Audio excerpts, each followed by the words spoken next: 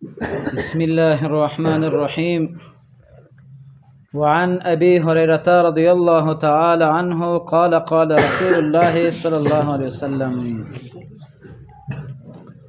المؤذن أملك بالآذان والإمام أملك بالإقامة. باب دې په بیان د اذان او د اقامت کې بعض احکام غو ذکر شوي دي. نن بعض نور احکام د اذان او د اقامت ذکر کیوي. نن به دا خبره ذکر کړي چې مؤذن د واکمن او اختیارمند دی چا دی؟ د اذان دی. کله چې په یو مسجد کې مؤذن مقرر شوی وي نو بیا د هغې اختیار دی، او اقامت اختیار د چا سره؟ د امام سره دی. ابو هريره فرمایي وی رسول الله صلی الله علیه وسلم فرمایلی دی: المؤذن اذان کوونکی املک ډیر اختیارمند دی، واقدار دی، بالاذان په اذان کولو سره. والامام امام املک واقدار دی بالاقامت په اقامت سره. اذن یو مسله دا ثابت شوله چې د اذان واک او اختیار د چا سره؟ د مؤذن سره.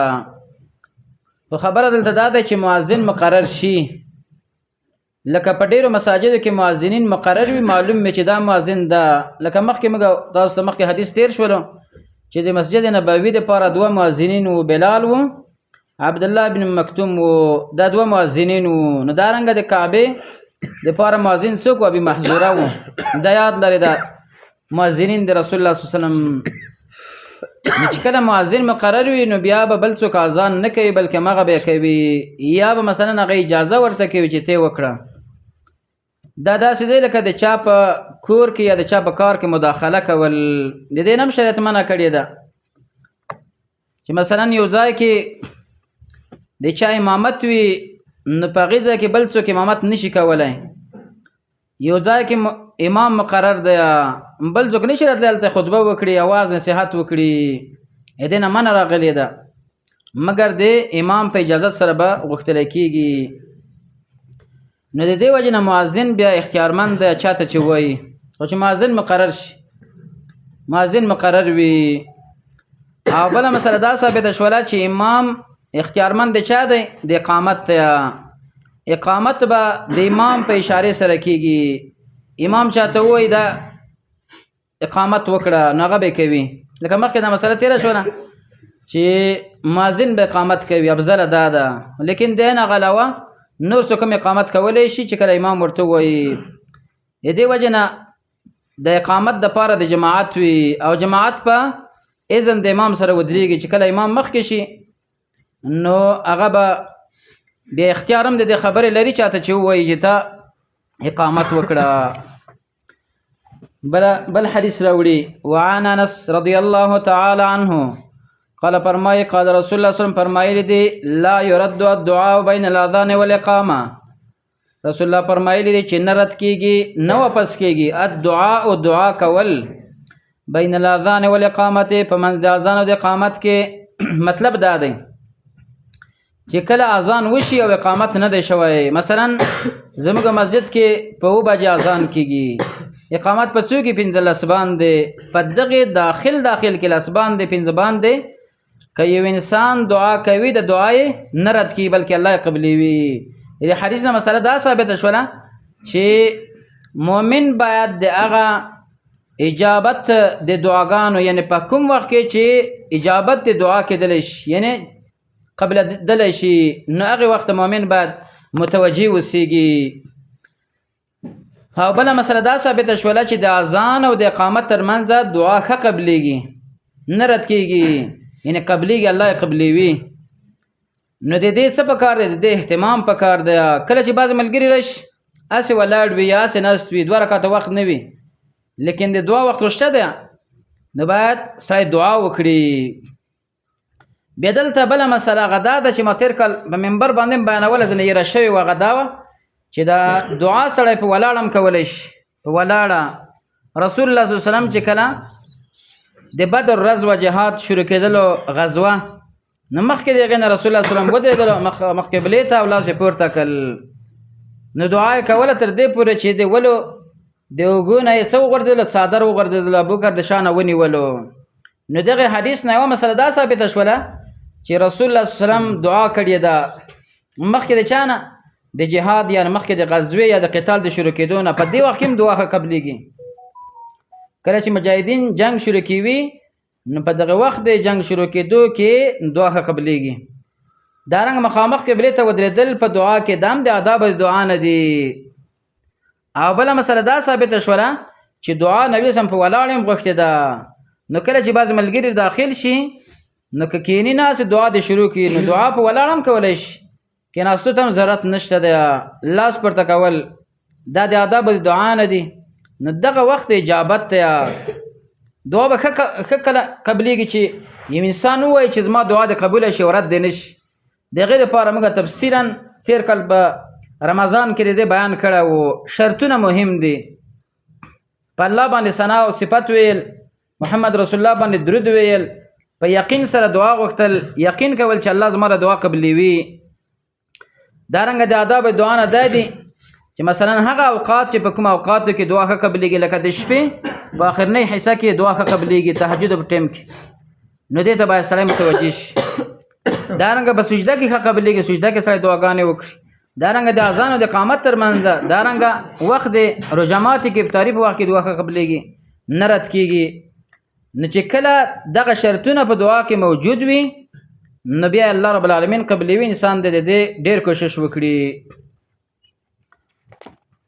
بل حدیث راوړي وعن جابر رضی الله تعالی عنه ان رسول الله صلی الله علیه وسلم قال من قال حين يسمع النداء چا چې وویله یعنی دغه دعا حين يسمع النداء کله چې د واوري اواز نه مراد څه دی اذان د اذان واوري او د اذان نه وروسته د دعا ذکر کړله اللهم رب هذه الدعوه التامه اے مالکه د دغه کامل دعوت والصلاه القائمه او د لمانځه ودرېدونکي څه وکړه آت محمد الوسیله ورکړه محمد علیه الصلاة والسلام ته رسول الله ته الوسیله د قربت ورکه والفضیلته او غوروالی وبعثه پورته کړه مقام محمود هغه ځای ستایلی شوي ته ستایلی شوي ځای ته دی پورته کړه هغه به څه شی وي شفاعت کبرا به وي په قیامت کې الذي هغه ځای وعدته چې تا ورسره وعده کړې دی الله حلت نو چا چې دا دعا ولوسله د اذان نه وروسته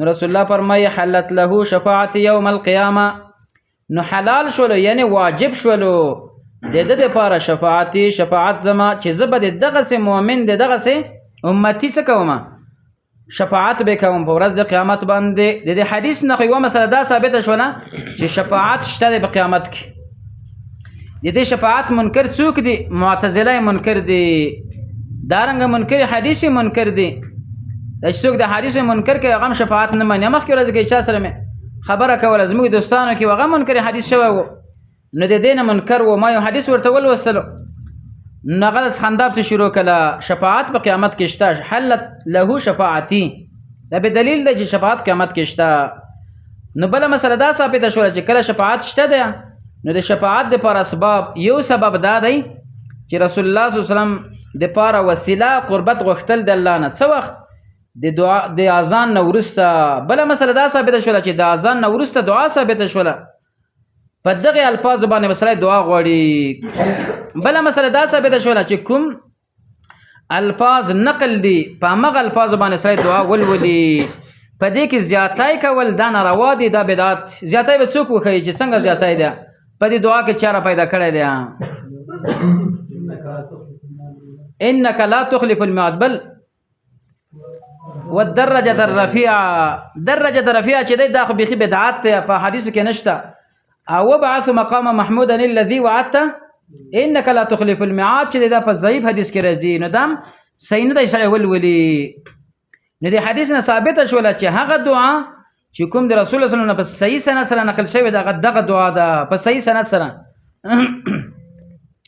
نو په صحیح سند سره چې نقل شوی دغه دعا ده نو دغه وصل پکار دی خپل ماشومان ته خپل کشرانو ته زنانو ته دغه دعا کول پکار وي او دارنګه چې د چا پکې د پیوندونه لګولې دي زموږ په عاشق چې دی وس په خپل درس نه کینی او خې ولل چې مثلا درس ملګری نست او زنګونه کوي عاشق څوک ده همدغه عاشق دی نو دا اوس بل اخلال کوون کړي په خپل درس ته چې سړی نه کینی او بلم د درس نه وبس دا اوس لوی نقصان ده. نو مطلب مې دلته دا و خبر ار باندې ګډه وډه کړله. نو مثلا مې د چا کوله د دغه الفاظو کوله چې دغه الفاظ په حدیث کې نه دي ثابت. په کشرانو ته باید هغه حدیث یعنی هغه دعاګانې وکړل شي چې کوم په صحیح حدیثو کې نقل وي. په صحیح حدیثو کې دا دعا نقل ده. نو دارنګه د خلکو په وندونو ته ضرورت نشته ده. مخکې ورځ کې ما دا خبره کوله چې کله کله په دین کې یو عمل موجود وي لیکن خلک به دغه یو عمل باندې نور په وندونه ورکړي یعنی خپل رواج رسم دا ورسره یو ځای کړي. دغه مثالونه ډیر دي. یو دغه نه بمدغه مثال راواخلو دعا ثابته ده خو لیکن خلکو به نور شي نه اضافه کړي دي. لکه دلته وګوره والدرجه الرفيعه دا بکې وایي. دارنګه د بعض سپینګری ځان ته بیا ډیر هغه وایي تقوادار او هغه بغي بسم الله مخکې نه وایي د اذان شروع کول نه مخکې کپل سپیکر کې وایي. او بعض بدعاتونه بیا دام دي چې د اذان نه وروسته د دعا بیا په سپیکر کې وایي. نه د دعا خو د هغه د پاره نه د اعلان د پاره اذان د پاره د اعلان دی نه په زوره باندې وش او دعا چې د خو د انسان شخصي کار د اعلان کې نه داخلي دی وجه نه دا ویلم په لاسپیکرونو کې دام صحیح نه ده. نو دارنګ انک لا تخلف الميعاد دام پکې صحیح نه ده. دام به سلونه وایي هغه الفاظ چې شریعت نقل کړي وي یا د شریعت نه صحیح سند سره نقل شوی هغه بسره وایي او د نور په وندونه بسره پرېږدي. ډوډۍ چې خلک خوري څه وایي بسم الله وعلى برکت الله. دا اوس په وند د ځان نه ورک په خو به تاسو لیدلی وي د مشرانو پلاستیکي بوټان به وو بیا به چې دا څیرې شولو بیا به یو پیوند ورکلو بیا به هغه څیرې شو دغه پاسه به بل پیوند ورکو بیا به چې هغه څیرې شو د پاسه به بل پیوند ورکو. نو د دې بوټ نه به لکه خادمه یو غوندې داسې یو شی ته جوړ شول داسې بیا به دا نه پېژنه چې دا بس بوټ د ګچ شی دی. زموږ کلي کې یو کس و هغه اوس هم زما یاد شي. نو د هغې په بوټان به چې وو پیوندونه به دومره ورکړي وو دا سم داسې یو بلا به ته جوړه شوی بوټ نه. نو زموږ خلکو د دین داسې کړی دی څه یې کړی دی یو عمل شرعي وي په ډېر ساده الفاظو کې یا په ډېر ساده طریقې سره لیکن خلک به کې راولګېږي هغه عمل نه پیوندونه ورکړي و د خپل رسم رواج ورننه بس کړي دومره یو لوی شی ترېنه جوړ کړي. مثال به څه وي مثال به داسې درکړم لکه مثلا جنازه ده. جنازه چې وشي رسول سلام به جنازه وکړه د جنازې د کول نه متصل باید سره جنازه پورته کړي او قبر ته ورسي.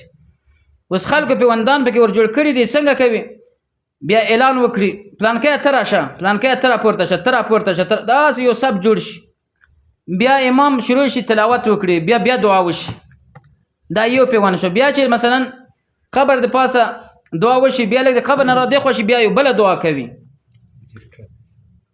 لږ چې د راکته شي د هغه نه د قبر نه بیا هلته بله دعا کوي. مخکې ورځ کې ما جنازه وکړل او د په همدغه سنت طریقه باندې مې وکړله. وروسته بس خلکو چې دا خو وله داسې مړه داسې په عزت طریقې سره خاک نه شولو. نو ما ورته ویل چې تاسو د خپل رسم رواج ور داخل نه کړئ د سنت طریقه خوند نه درکوي هله تاسو ته خوند درکوي چې کنه په سنتو کې د خپل رسم رواج د خپل رایه د خپل عقل دا پکې ور داخل کړي نو داسې بیا بدعات نه جوړ شي نو هغه سنت طریقه پکې ورکه شي. نو دا خبره هم ته دې پورې وکړله چې دغه الفاظ ثابت دي نو علاوه نور الفاظ نه دي ثابت. الله سبحانه وتعالی دې موږ تاسو ته په صحیح دین باندې بصیرت را نصیب وګرځي او الله رب العالمین د عاملین وګرځي وبالله تعالی التوفیق.